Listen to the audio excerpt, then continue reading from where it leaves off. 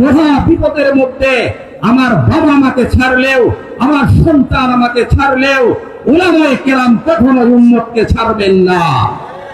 এই জন্য যদি আমরা সুযোগ পাই, সুযোগ হয়, তাহলে শুধু সন্তানের দায়িত্ব না, প্রতিষ্ঠানের দায়িত্ব না, আমরা যদি বাংলাদেশের দায়িত্ব উলামায়ে কেরামের হাতে তুলে দেই, দেশকে এগিয়ে নিয়ে যাবেন ইনশাআল্লাহ।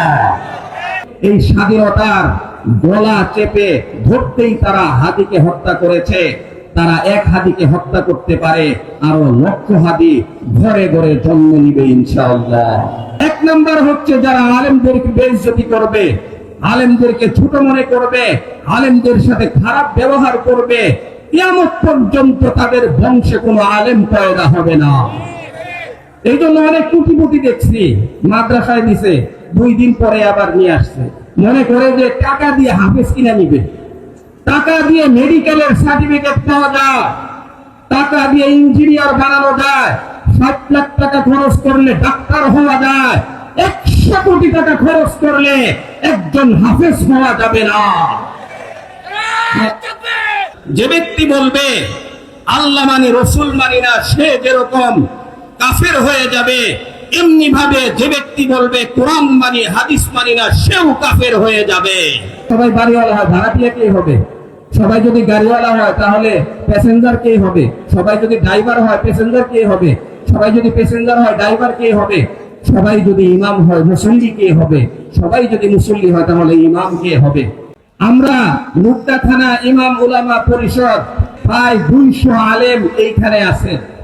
60টা মসজিদে ইমাম, মুয়াজ্জিন, খতিব, মুহতামিম এবং মুহতামিমদের সাথে সাধারণ শিক্ষক, এই সব মিলে প্রায় 200 জন আলেমের সংগঠন হচ্ছে মুক্তা থানা ইমাম উলামা পরিষদ। এই সংগঠনের সাথে আমরা থাকবো ইনশাআল্লাহ। এই সংগঠন এটা আপনাদের ঈমান হেফাজতের সংগঠন। এই সংগঠন আপনারা কিভাবে ইমামদের সাথে একত্রিত হয়ে জান্নাতে যেতে পারেন, সেটাই হচ্ছে এই সংগঠনের মূল লক্ষ্য এবং উদ্দেশ্য। এই জন্য এই সংগঠনের সবকিছুই একটু ভিন্ন। সমস্ত মাহফিল এক ধরনের, আমাদের মাহফিল আরেক ধরনের।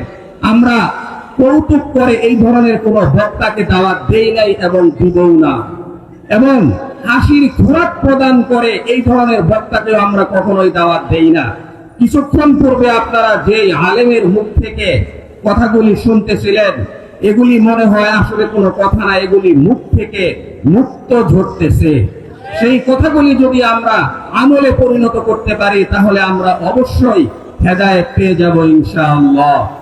মুক্তা থানা ইমাম উলামা পরিষদের যতগুলি লক্ষ্য উদ্দেশ্য আছে, তার মধ্যে অন্যতম উদ্দেশ্য হচ্ছে বড় মানুষের মাঝে দ্বীনি দাওয়াতের মাধ্যমে তাদেরকে দিনদার বানানোর চেষ্টা করা। আমরা আপনাদের সাথে আছি, আপনারা কিভাবে দিনদার হন সেই জন্যই আমরা মসজিদে খুতবা দিয়ে থাকি, এবং হক ও বাতিলের মতবাদ প্রতিরোধে সকলকে উৎসাহিত করা। আজকে হক এবং বাতিলকে মিলিয়ে ফেলা হচ্ছে, গুলিয়ে ফেলা হচ্ছে, আর ইমামদের কাজই হচ্ছে হক চোখে আঙ্গুল দিয়ে দেখিয়ে দেওয়া, বাতিলকে চোখে আঙ্গুল দিয়ে দেখিয়ে দেওয়া। এটাই হচ্ছে উলামায়ে কেরামের দায়িত্ব। এবং আকাবির আসলাফ পূর্বসূরীদের যে দ্বীনের ব্যাখ্যা, তারা যেভাবে হাদিসের ব্যাখ্যা করেছেন, কোরআনের ব্যাখ্যা করেছেন, সেইভাবে উলামায়ে কেরাম গণমানুষের মাঝে ব্যাখ্যা তুলে ধরেন। আজকে তো কিছু মানুষ আছে যে কোরআন মানি হাদিস মানি না। যে ব্যক্তি বলবে আল্লাহ মানি রসুল মানি না, সে যেরকম কাফের হয়ে যাবে, এমনি ভাবে যে ব্যক্তি বলবে কোরআন মানি হাদিস মানি না, সেও কাফের হয়ে যাবে। কারণ আল্লাহ তাআলাই বলছেন, রসুল যা বলেন তা আমার পক্ষ থেকেই বলেন। তো এটাও তো আয়াত, ওমা ইয়ানতিকু আনিল হাওয়া ইন হুয়া ইল্লা ওয়াহয়ুন ইউহা আল্লামাহু শাদীদুল কুওয়া। তিনি তাই বলেন যা তার উপরে আমি ওহী নাযিল করি, ওহী হিসেবে যা নাযিল করি তিনি তাই বলেন। তাহলে রাসূল যা বলছেন এটা আল্লাহর কথা বলতেছেন। যে ব্যক্তি বলবে যে কোরআন মানি হাদিস মানি না, সে কখনোই মুসলমান থাকতে পারে না। এই জন্য অন্যতম একটা ফিতনা বের হয়েছে আমাদের সমাজে, যে তারা নিজেদেরকে বলে আহলে কোরআন, অর্থাৎ কোরআনওয়ালা। কোরআনওয়ালা নিজেদেরকে দাবি করে, কিন্তু কেউ কোরআনওয়ালা হইতে পারে না। কোরআন কিভাবে আসছে? কোরআন তো রসুলের মাধ্যমে আসছে, কোরআন তো সাহাবায়ে কেরামদের মাধ্যমে আসছে, কোরআন তো তাবেঈনদের মাধ্যমে আসছে। তাহলে যদি আমি রসুলের হাদিস না মানি, রসুল বলছেন এটা কোরআন, কিন্তু আমি সেই কথা মানতেছি না, তাহলে আমি কিভাবে বুঝবো যে এটা কোরআন? কোরআন তো আমার উপরে যেরকম বাইতুল মুকাররমে কাগজের প্রিন্টের কোরআন পাওয়া যায়, এটা তো আমাদের হাতে হাতে ধরিয়ে দিয়ে দেন নাই রাসূল সাল্লাল্লাহু আলাইহি সাল্লাম। তার মুখ থেকে এবং সাহাবায়ে কেরামের মাধ্যমে আমরা কোরআন পেয়েছি। আর কোরআন সাথে সাথে অবশ্যই হাদিসকে মানতে হবে, অন্যথায় সবচেয়ে বড় গুরুত্বপূর্ণ ইবাদত নামাজ, সেটাও কিন্তু আমরা আদায় করতে পারবো না। আল্লাহ তাআলা কোরআনের কারিমে 82 বার নামাজের কথা বলেছেন, কিন্তু ফজরে কয় রাকাত, জোহরে কয় রাকাত, সুন্নত কয় রাকাত, এবং আসরে কয় রাকাত, মাগরিবে কয় রাকাত, এশায় কয় রাকাত, এটা কিন্তু কোরআনের মধ্যে বিস্তারিত ভাবে দেওয়া হয় নাই, এটা আমরা পেয়েছি হাদিসের মধ্যে। তাহলে যে ব্যক্তি বলবে যে কোরআন মানি হাদিস মানি না, তার মানে হচ্ছে যে সে নামাজ মানে না। আর যে ব্যক্তি নামাজ মানে না, সে কখনোই মুসলমান হইতে পারে না। এমনি ভাবে হজ বলেন, রোজা বলেন, যাকাত বলেন, সকল ধরনের ইবাদতের মূল বক্তব্য হচ্ছে কোরআনের মধ্যে, কিন্তু এর বিস্তারিত বক্তব্য হচ্ছে হাদিসের মাধ্যমে। অর্থাৎ এটা কিভাবে মানতে হবে, কিভাবে করলে সঠিক হবে, কিভাবে করলে আল্লাহ তাআলা সন্তুষ্ট হবেন, এই সব কিছুই হাদিসের মাধ্যমে আমরা জানতে পেরেছি। এই জন্য যে ব্যক্তি বলবে কোরআন মানে হাদিস মানি না, সে হচ্ছে ফিতনাবাজ, সে কখনোই মুমিন মুসলমান হইতে পারে না। এই যে কথাগুলির মাধ্যমে আপনাদের ব্রেনকে শার্প করে উলামায়ে কেরাম, এই জন্যই আপনারা যাতে ধোঁকায় না পড়েন। উলামায়ে কেরাম তো জানেনি, উলামায়ে কেরাম জানে নিজের ঈমানকে রক্ষা করতেছেন, কিন্তু আমার মুসলিমের কি হবে? বেদাতীরা ডাকতেছে, শিরকবাদী যারা তারা ডাকতেছে, যারা নতুন নতুন হাদিস বের করতেছে তারা ডাকতেছে, আহলে কোরআনওয়ালারা ডাকতেছে, এবং বিশেষ করে বাংলাদেশের মধ্যে এখন নতুন অন্যতম একটা ফিতনা হচ্ছে হিজবুত তাওহীদ নামে হিজবুত শয়তানের দল। তারা মুসলমানদেরকে বিভিন্ন ভাবে বিভ্রান্ত করছে। তারা মুসলমানদেরকে বিভিন্ন কথা বলে, বিভিন্ন নতুন নতুন আইটেমের বক্তব্য দিয়ে মুসলমানদেরকে তারা বিভ্রান্ত করছে। এই জন্য আমাদেরকে সজাগ থাকতে হবে যে হিজবুত তাওহীদের নামে কেউ যাতে আমাদেরকে বিভ্রান্ত করতে না পারে। এই জন্য উলামায়ে কেরামের কথা শুনতে হবে, ওয়াজ মাহফিলে আসতে হবে, জুমার যখন খুতবা শুরু হয় আগেই আসতে হবে, কিন্তু আমরা দেখা যায় যে পরে আসে, আগে যাওয়ার চেষ্টা করি। এই জন্য অবশ্যই জুমার খুতবা হচ্ছে এক সপ্তাহের খোরাক। একজন ইমানদার মুমিন যখন প্রত্যেক সপ্তাহে জুমার খুতবা শুরু থেকে নিয়ে শেষ পর্যন্ত শুনবে, মসজিদে আসবে, সে কখনোই তার ঈমানকে নষ্ট করবে না। এই জন্য আমরা ওয়াজ মাহফিল গুলাতে এবং জুমার খুতবায় যেখানেই দোয়া অনুষ্ঠান মাহফিল হয় সেখানেই আমরা যাওয়ার চেষ্টা করব, এবং সকল উলামায়ে কেরামদের মাঝে ইত্তেফাক এবং ইত্তেহাদ তৈরি করা হচ্ছে মুগদা থানা ইমাম উলামা পরিষদের কাজ। অর্থাৎ আমরা সবাই এক। আমরা সবাই কিসের উপরে এক? আমরা সবাই তাওহীদের ব্যাপারে এক, আমরা সবাই ইসলামের ব্যাপারে এক, আমরা সবাই দ্বীনের ব্যাপারে এক। অন্য কোনো স্বার্থে না, দুনিয়ার স্বার্থে না। আজকে সবাই দুনিয়ার স্বার্থে এক হয়, আবার দুনিয়ার স্বার্থে তারা বিভিন্ন ভাবে বিভক্ত হয়ে যাচ্ছে, কিন্তু আমরা দ্বীনের স্বার্থে অবশ্যই এক আছি এবং থাকবো। আপনারা অবশ্যই দোয়া করবেন। তো মুগদা থানা ইমাম উলামা পরিষদ এর কার্যক্রম আমরা এর আগেও দেখেছি, যে যেই সময়ে করোনাকালীন সময়ে এবং যখন ঘূর্ণিঝড় হয়েছে, বন্যা হয়েছে রাষ্ট্রের বিভিন্ন জায়গাতে, তখন আপনারা দেখেছেন যে করোনাকালীন সময়ে বাবা তার সন্তানকে রেখে পালিয়েছে, দাফন কাফনের ব্যবস্থা করে নাই, এবং সন্তানেরা বাবাকে রেখে পালিয়েছে, দাফন কাফনের ব্যবস্থা করে নাই। কিন্তু উলামায়ে কেরাম তার বাবা না, তার সন্তানও না, নিজের জীবনের রিস্ক নিয়ে তারা এই বাবার এবং ছেলের এবং যে রোগী ছিল তার জানাজা এবং দাফন কাফনের ব্যবস্থা করেছে। আপনারা কিছুদিন আগে দেখেছেন 5.6 মাত্রার ভূমিকম্পে এক শপিং মলে, এক মার্কেটে বাবা তার সন্তানকে রিক্সে রেখে দৌড় দিছে, অর্থাৎ বাবার খবর নাই সন্তান কোথায় আছে। সন্তানের মায়া ত্যাগ করে নিজের জান বাঁচানোর জন্য, জীবন বাঁচানোর জন্য সে তাকে ফেলেই চলে গেছে।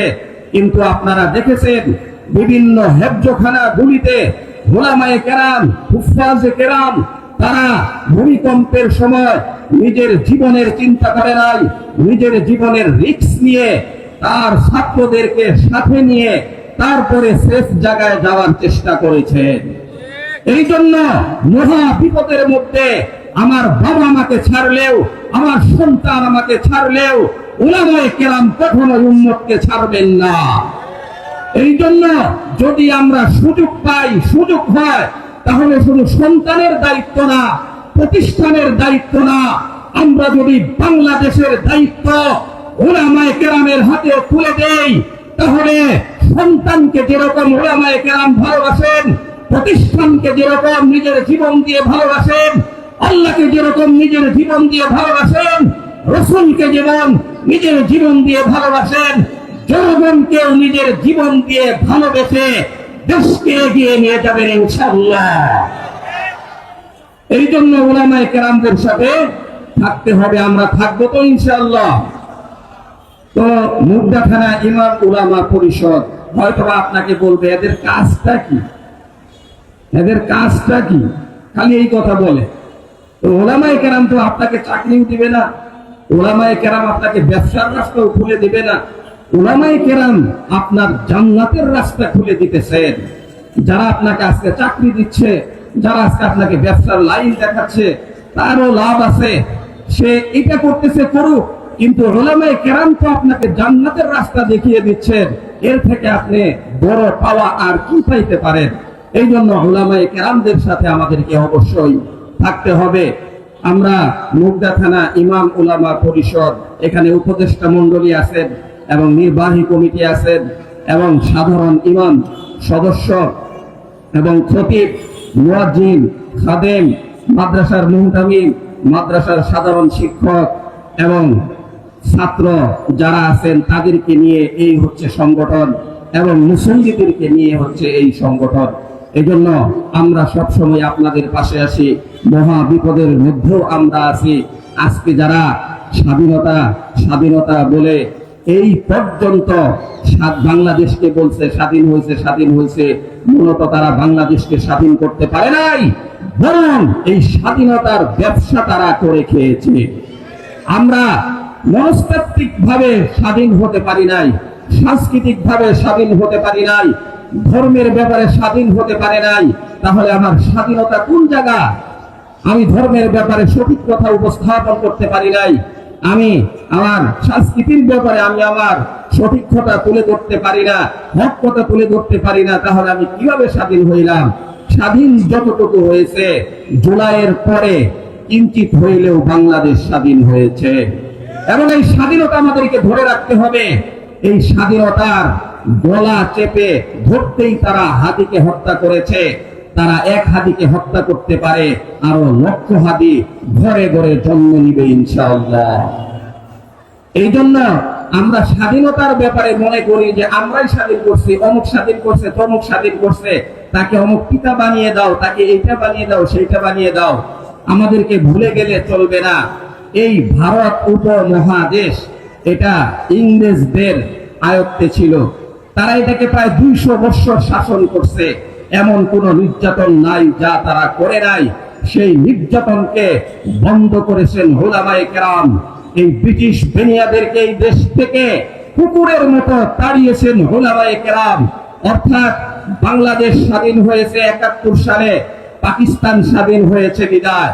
আর পাকিস্তান স্বাধীন হয়েছে ভারত থেকে এই জন্য যে ব্রিটিশ তারা দূর করেছিলেন উলামায়ে কেরাম। এই জন্য বাংলাদেশ স্বাধীন হইতো না যদি পাকিস্তান স্বাধীন হইতো, আর পাকিস্তান স্বাধীন হইতো না যদি ভারত স্বাধীন না হইতো। আর ভারতকে যারা স্বাধীন করেছেন তারা হচ্ছেন উলামায়ে কেরাম। এই জন্য বাংলাদেশ স্বাধীন করার পিছনে সবচেয়ে বড় ভূমিকা যারা রেখেছেন তারা হচ্ছেন উলামায়ে কেরাম। কিন্তু আজকে তাদের কোনো কথা নাই, তাদের ওলামায়ে কেরামের যে অবদান সারা বাংলাদেশে ভারতবর্ষে যত অবদান আছে, এই একটা অবদানও তারা স্বীকার করতে রাজি না। আজকে ওলামায়ে কেরাম আপনাদের সব বিষয়ে আপনাদের সাথে আছে।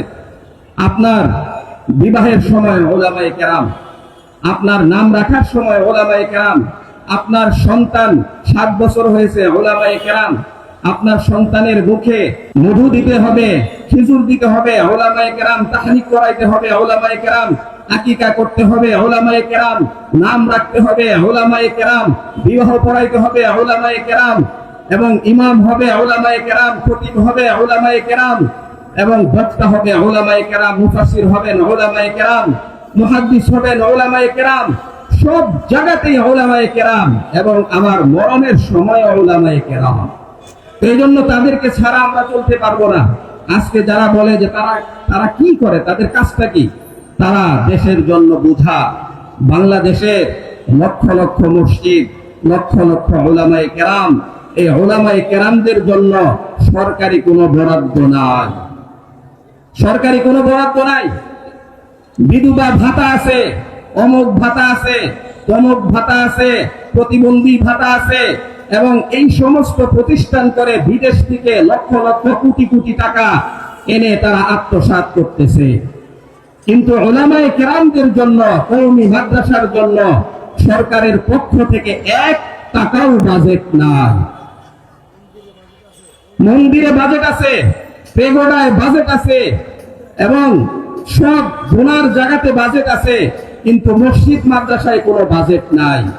এই জন্য যারা মসজিদ মাদ্রাসা নিয়ে কাজ করে তাদেরকেই আসল জায়গায় বসাইতে হবে, তাহলেই বাংলাদেশ ঠিক হবে, অন্যথায় বাংলাদেশ ঠিক হবে না।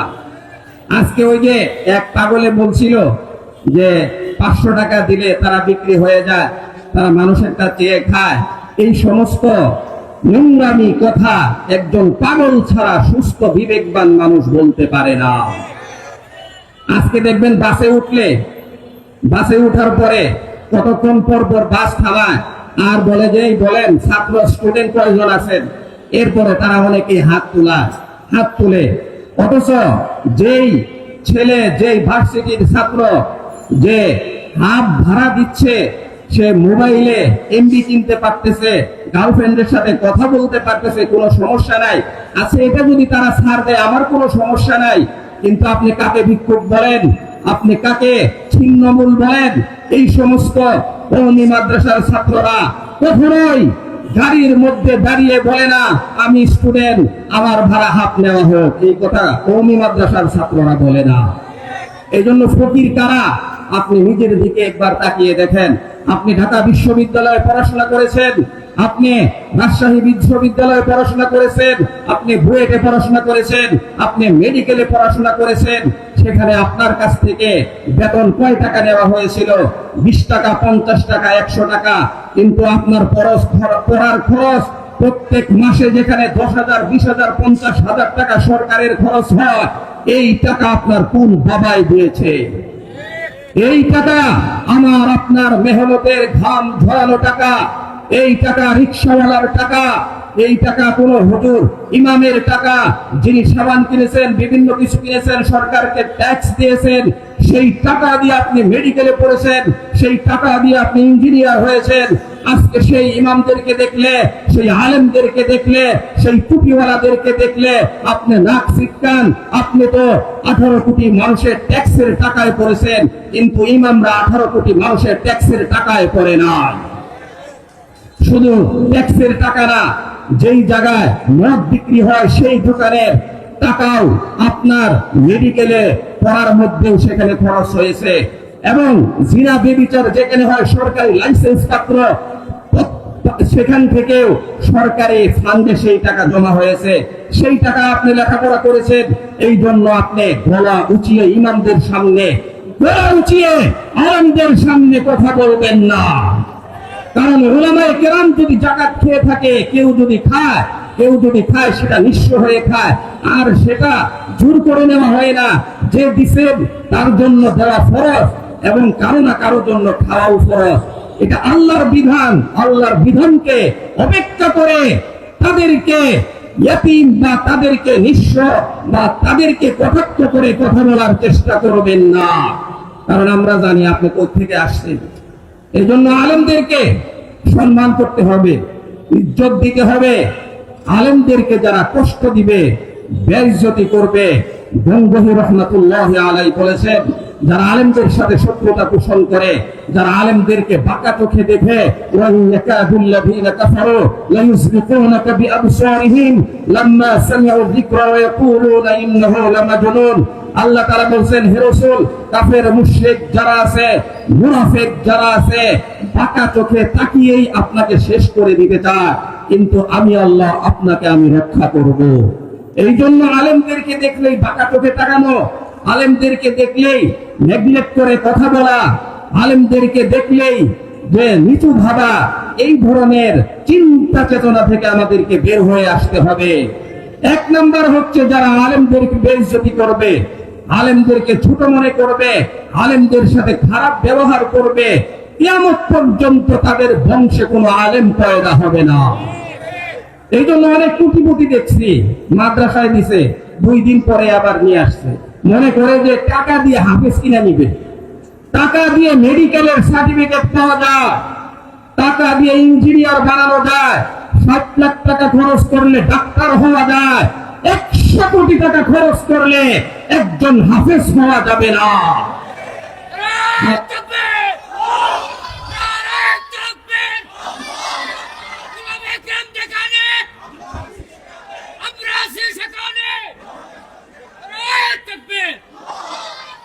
গঙ্গোহী রাহমাতুল্লাহি আলাইহি বলেছেন, তাদের বংশের মধ্যে 100 বছর যাবে কিন্তু আলেম তৈরি হবে না।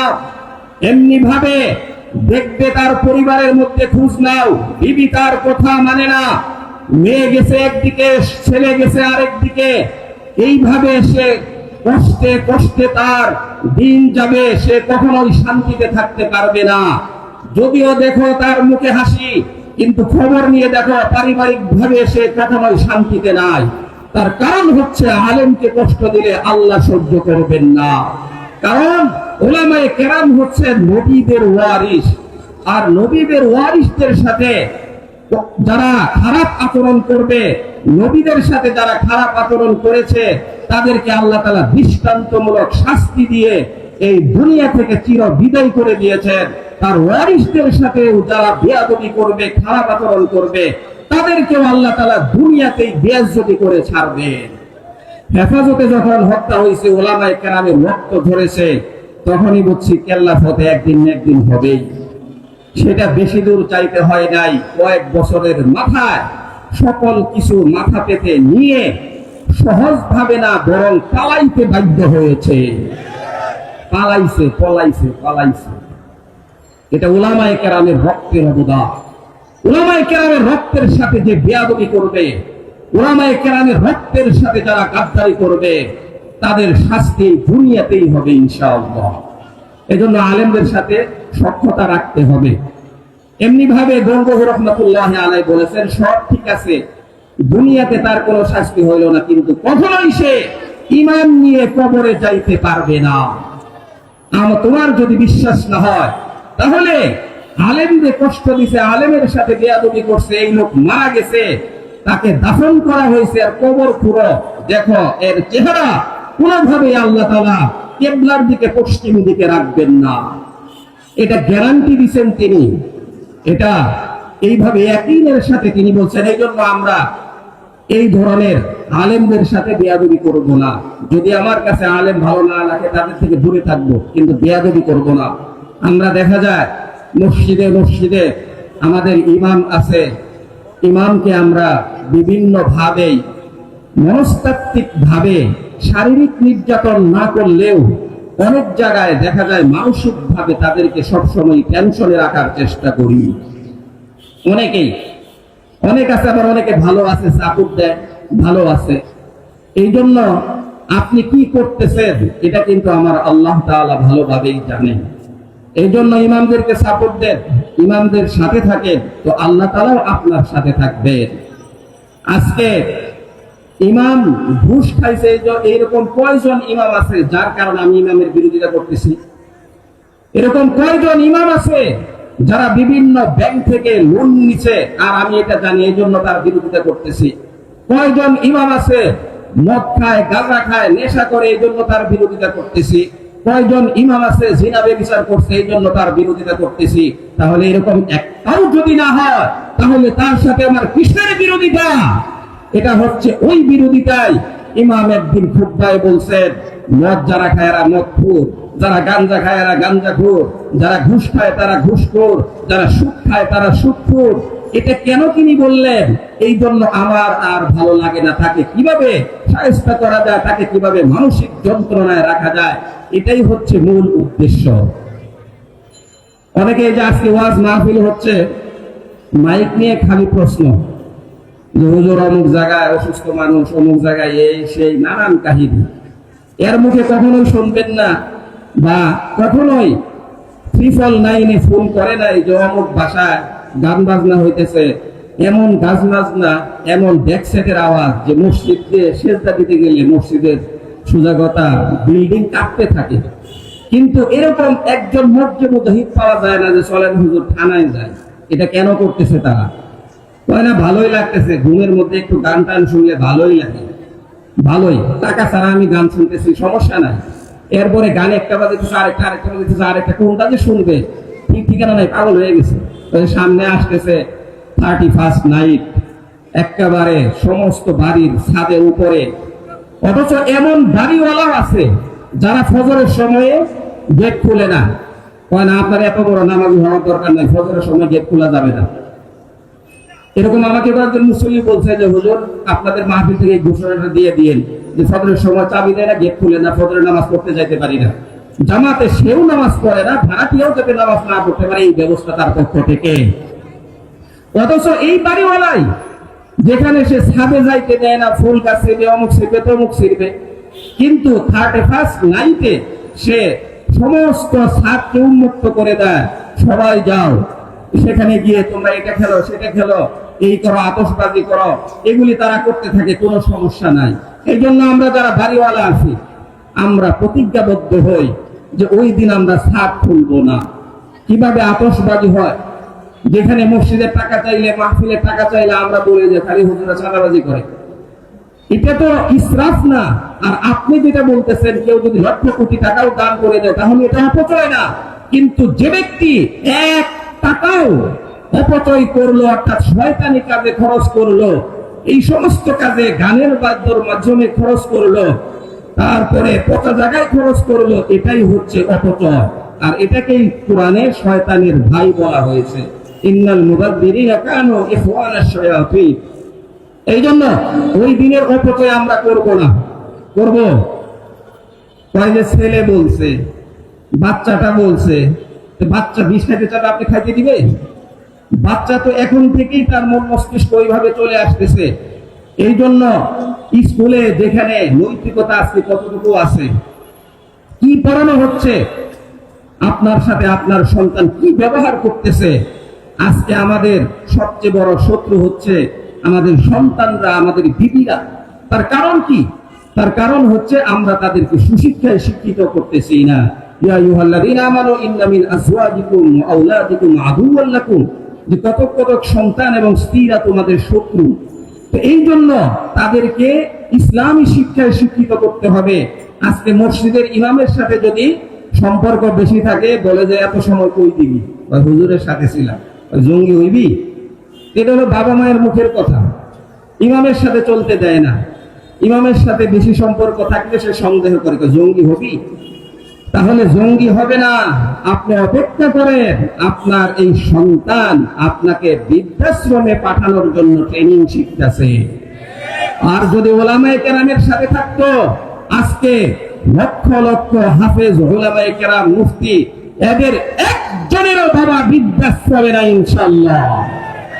থাকলে ডাক্তার ইঞ্জিনিয়ারদেরটাই আছে। আমরা রংপুরের এক খবর শুনলাম যে তার বাবাকে তার সার্টিফিকেট, মেডিকেল থেকে সার্টিফিকেট নিছে যে বাবা মারা গেছে অমুক দিন। মারা যাওয়ার পরে এখন যেহেতু মারা গেছে, তাহলে সন্তান বা নিজেরা মিলে এবার সম্পত্তি ভাগ করে নিয়ে নিছে, যে কারণ মরা না দেখাইলে তো আর ভাগ করা যায় না। এই জন্য মেডিকেল থেকে সার্টিফিকেট নিচ্ছে যে বাপ মারা গেছে, এখন আমাদের সম্পদ ভাগ বটরা হোক। কয়দিন পরে বাবা যখন জানতে পারছে, সে আশ্চর্য হয়ে গেছে যে আমার সন্তান হয়ে জীবিত অবস্থায় সম্পদের জন্য তোরা আমাকে মেরে ফেললি। এটা কারা হয়েছে? এটা মাদ্রাসায় পয়দা হয় না, এটা কওমি মাদ্রাসার সন্তান না, এটা আপনাদের সন্তান। এই জন্য আপনাদের খায়রকা হয়ে, আপনাদের প্রিয় হয়ে, আপনাদেরকে মহব্বত করি বলে এই সমস্ত পিতা কথা আমরা খুতবায় শোনাই, আর সেটাকে আপনারা বিপরীত ভাবে নেন। এই জন্য ইমামদেরকে ভালোবাসেন আর বলেন যে যদিও আমি এটা না করি বা করি, এটা হয়তো আমার মুসল্লি 500 জন আছে, সুদের কথা বললো, ঘুষের কথা বললো, মদের কথা বললো, জিনার কথা বললো, দুর্নীতির কথা বললো, চাঁদাবাজির কথা বললো, হয়তো আমি করি না, কিন্তু 500 জন আছেন, 500 জনের মধ্যে 500 জনই শুনুক না। শোনার পরে 100 জন দোষী আছে, দোষীর মধ্যে 10 জনও যদি ভালো হয়, তাহলে এটা আমিও সওয়াব পেয়ে গেলাম, ইমামও সওয়াব পেয়ে গেল। কিন্তু আপনি নিজেও ভালো হবেন না আর 10 জনকেও ভালো হইতে দিবেন না, এইটা কিভাবে সম্ভব?